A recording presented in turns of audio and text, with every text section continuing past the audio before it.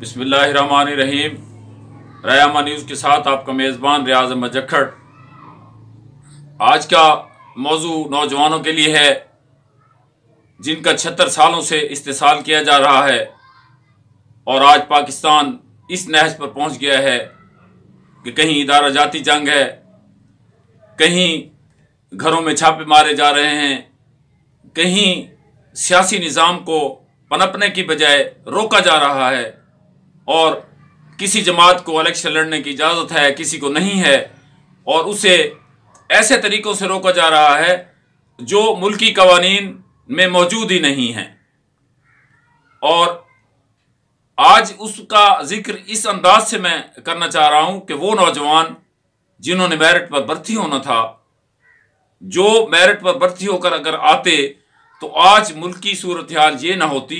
हर इदारा अपने अपने दायरा कार में काम कर रहा होता, मुल्क खुशहाल और तरक्की की बुलंदियों पर होता, कौमों की सफ़ में हमारा एक मकाम होता।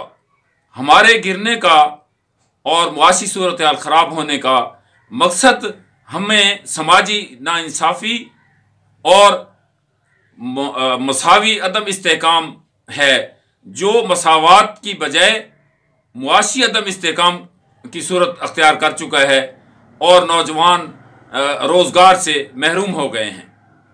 वो नौजवान जिन्होंने जो मुल्क में तरक्की के लिए रीढ़ की हड्डी की हैसियत रखते हैं, आज अपने कुंबे की कफालत के लिए गैर ममालिक जाते हुए कश्तियों में डूब कर शहादत पा रहे हैं।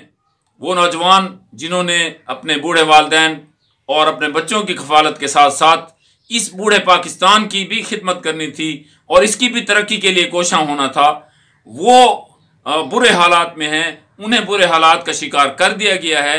उन 25,000 अफराद ने जिन्होंने 25 करोड़ आवाम की गर्दन पे हाथ रखा हुआ है, वो मुट्ठी भर अशराफिया जिन्होंने मुल्क की दौलत अपने पास महफूज करके तमाम इदारों को अपने ज़ेर ताबे करते हुए मुल्की अनान सारा संभाल लिया है। उन नौजवानों के लिए एक छोटी सी मिसाल मैं देना चाहता हूँ कि उन्होंने जहाँ दीगर बहुत सी खराबियाँ पैदा की हैं और आगे उनमें जिक्र किया जाएगा, लेकिन एक बहुत बड़ी खराबी वो ये है कि मुलाजमतों में कोटा सिस्टम किया गया है। कोटा सिस्टम सिर्फ सरकारी मुलाजमीन के बच्चों के लिए। क्या जो एक रजीम भर्ती हो गई है उन्हीं के बच्चों ने दोबारा भर्ती होना था, और वही हुआ है कि आज 76 सालों में उनकी तीसरी नस्ल हमारे ऊपर हुक्मरान है और वही आला ओहदों पर फैज़ हैं, बड़े बड़े इदारों में वही हैं। वो इदारे जो फैसला कुन कुव्वत रखते हैं, फैसला कुन ताकत रखते हैं, मुल्क का फाइनेंशियल सिस्टम चलाते हैं, मुल्क का बैरूनी निज़ाम चलाते हैं, सियासतदान हैं, वही मुट्ठी भर अशराफिया।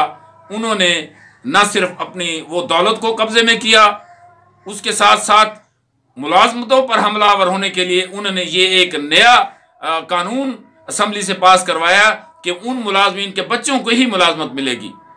तो चूंकि वो कुंबे बढ़ चुके थे आबादी के साथ साथ, इसलिए वही और उनके अजीज़ व अकारिब वही भर्ती हुए हैं और साथ में करप्शन ने जन्म लिया, मुल्क करप्शन की नज़र हुआ और वो लोग आ गए। अब सूरत हाल इस तरह की बन चुकी है कि ना उनमें फैसला कुन ताकत है, ना उनके पास फाइनेंशियल पावर है, वो कहीं और होती है, वो नौजवान कहीं और होते हैं। इसलिए पाकिस्तान का बहुत बड़ा नौजवान तबका जो है वो इंतहाई मायूसी की हालत में अपनी ज़िंदगियाँ बसर करने पर मजबूर है। उन्हें ना तो सरकारी मुलाजमतों में हिस्सा मिल रहा है, ना कारोबारों में मसावात की बुनियाद पर, और ना ही उन्हें सियासत में हिस्सा लेने के लिए आज़ादी से इजाज़त दी जाती है।